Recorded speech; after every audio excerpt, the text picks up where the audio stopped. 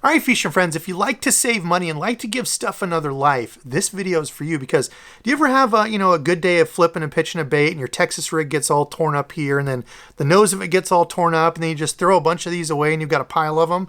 Well, I'm telling you, save them. Keep a little baggie in your boat or in your bank fishing, throw them in a little baggie and keep them, because I've got 5, 6-ish little hacks here that you can do to give these another life. So enough yapping, take a look. Okay, so just to give you an idea of some of these plastics that I'm talking about, this is the beaver style bait. If you've not thrown any of these, it's basically just a little Texas rig flipping type bait that doesn't have a bunch of appendages. Some of them have things that move, but usually they're pretty streamlined. They're great for flipping around wood, heavier brush, as opposed to something like a long curly tail worm that can tend to kind of get caught up in that stuff. These go, in and out of the wood pretty well. So this is one of the Berkley Power Bait.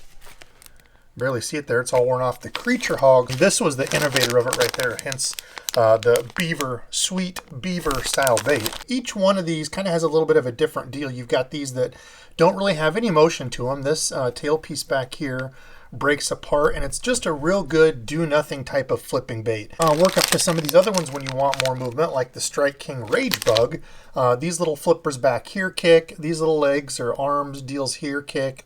Just gives you more action. Really depends on kind of what you're looking for. Missile Bait's got some as well, either the Chunky D, a little bit newer one added to their arsenal that's really nice, or the always popular D-Bomb. And these things in back can have like a waving motion as they go down. So each one kind of has a little bit different look. But the first and probably the easiest, you can see this little Chunky D here. The front of it got ripped up. There's a hole in it here, but that doesn't really matter. All I'm going to do is take and cut that top off where there was a hole. So now my hook has something to grab to. Save these little beaver style baits that have some action back here, really any of them, but I like these that have a little bit of kick to it. Save them and use them as a jig trailer. Now, a lot of you might already be doing this. I know this isn't some groundbreaking hack or tip, but it's surprising the number of people I see, like, on these pros decks or tournament stuff, that just have these pile of plastics and throw them away when they're done. So I would just keep a little baggie in the boat. If they're still in decent condition where I can cut the top off, I put them in a bag. That way I've always got some there. Use them as a jig trailer. These work absolutely perfect for it. I just trimmed the skirt down on this, and you can see that's an old Texas rig bait converted into a flipping bait. That's got a whole nother life to it. So if I grab the Missile Baits D-Bomb over here, these are a little bit different. You have to be careful because they have these ridges. Now this is great for when you Texas rig these, if you've never used this, because when you run your hook through like so, you would normally Texas rig it and Texpose it. You can Texpose your hook point in just these little ridges here, just like that. That way it doesn't have to go all the way through the plastic. So it's nice, it hides that, but it breaks through really easy. So that's why I like these for Texas rig. But if that breaks, if you take a pair of scissors and go exactly straight down the middle, you can cut this top part off that was already ripped up and broken. Take your scissors and go right down the middle. Be really careful. If you're careful all the way down, you'll end up with something like this, and you're thinking, what in the heck am I going to do with that? Well, this actually works perfect, works really, really good. And I take this little leg thing off, depending on what kind you have. I take this off so there's no little appendage. And this piece works absolutely perfect for a ChatterBait trailer. I take the flat part where I cut it and I put that as the bottom piece on here. Thread that up your hook, push it on there. I know that's a little kind of wonky since I was doing it in the camera, but the action that these have with this real thin little tail back here, it's got a good straight profile to it. So it's just back there kicking all around, going exactly with your ChatterBait or your vibrating jig, whatever you got. And you can, cut this down a little bit, whatever you want, but I just kind of leave it like that and let it go. And honestly, the one I've used most for this is the Reaction Innovations Beaver. These cut in half are absolutely perfect for it because I've already got these in my bag for, flipping, pitching a Texas rig and stuff around. If I'm in a pinch and I need a ChatterBait trailer, I can even take, a new one and cut it up. But again, when you're done with those as a Texas rig, save it and use those as a ChatterBait trailer. It is absolutely awesome on the back of it. What if you're not a power fisherman? You don't throw the spinner baits, chatterbaits, that stuff. Well, same thing. I'm going to take this other half here, tear this little leg off. Just so happens that Missile Baits makes this. It's the drop bomb or the drop something. I don't know. It's a really cool little drop shot bait. You can see how limp it is there. It's got a ton of action. It has that really good, undulation in the water when you just nose hook that there. Well, guess what? Look at the profile of this. Eerily similar if you look at those two. This has a little bit fatter tail, but you can take and just nose hook this thing, and you've got a little drop shot bait there. Now, you know me, I'm not the biggest drop shot bait guy, but this has some really cool action to it. So what I would do is just throw the drop shot away and not use it because they're a pain in the butt. And instead, grab an EWG Ned head. Y'all know how much I love these. These I make my own. Put that on there. Run it up through there, and just like I said with the Texas rig, you can just kind of hook it in a couple of those things, and you've got a sick little Ned rig bait. That tail's kicking back there. Once this hits the bottom, is just sitting there. That tail's waving back and forth. So that's your third little hack there. Either the drop shot or the Ned bait. Both work perfect for that. Gives it a ton of life to it.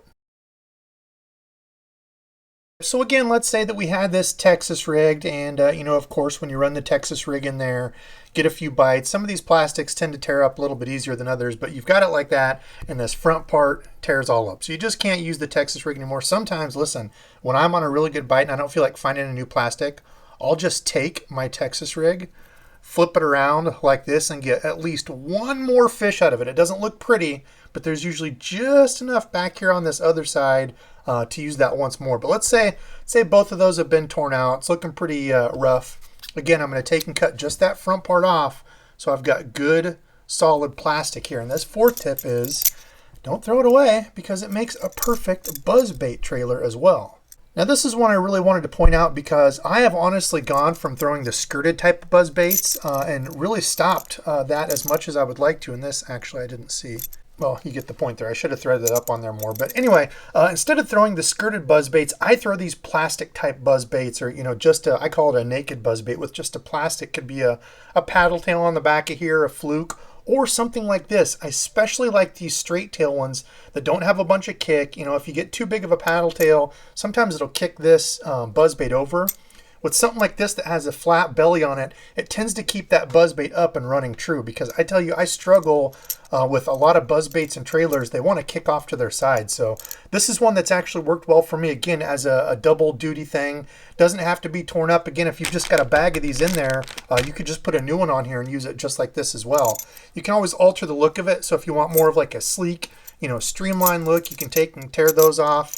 This looks more like a craw too, so if you're using it as a jig trailer, you know, just having those on there. But I like that. That way they just kind of kick, flap around back there. Nothing, you know, too crazy as far as movement. And it's a good compact profile for fish to come up and eat. Sometimes with the skirted ones, they look nice, but almost there's a little bit too much stuff going on, I think. So that's why I like going to just a plastic one. So again, save those pieces and use this as a buzzbait trailer. It works perfect for that as well. It doesn't need to be something super kicky or insane. Just a little beaver bait like this does awesome. Honestly, this could have went in the same spot we were talking about, the drop shot Ned rig. I didn't really do a good job at numbering these, but if we take and cut this guy down, let's say you were using it as your buzzbait trailer, got tore up, pulled off there.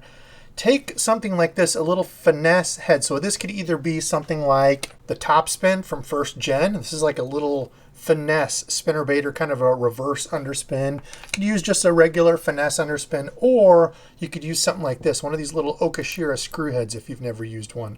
I'm going to put this on the bottom again so it's flat. I'm going to get my hook so it's right about there where the fat part ends.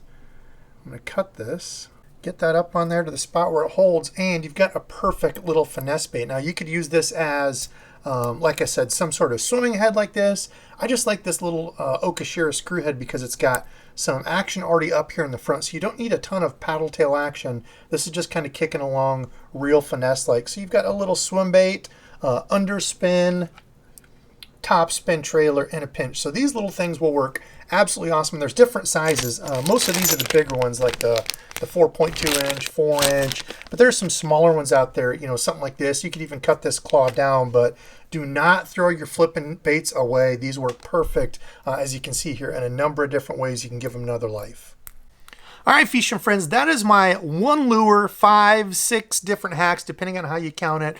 Giving those another life. I'm telling you, don't throw them away. They work perfect as jig trailers, little Ned rig deals, drop shots on the back of a ChatterBait. I've actually used this a lot. That was one of the first ones I did, and these look sick on the back of a ChatterBait if you've never tried it. I promise. It's a great way to give those plastics another life and get a little bit more money out of them. So if you want to see more stuff like this, comment below and let me know. Or there's some other hacks. I've got one more video planned that I think will be fun. We've got some more how-to lure type video stuff coming up and some gear reviews. Now, today's subscribed fishing friend, going with my guy Scott Taylor. He just commented on a recent some reel sale video, but he was talking about some reels and stuff that he got. He's been a long-time subscribed fishing friend. Listen, I've been seeing new names down in the comments and on my live shows. I do a live every Saturday. People that have supported me for years out there watching. So I just want to thank all of you, because without you, the channel would not be possible. I do this in ways to help teach people so they can learn and go on and have your own fishing adventure. So it means a bunch to me. But listen, I got to get out of here. Time to edit. Thank you all. Love you. And until next time.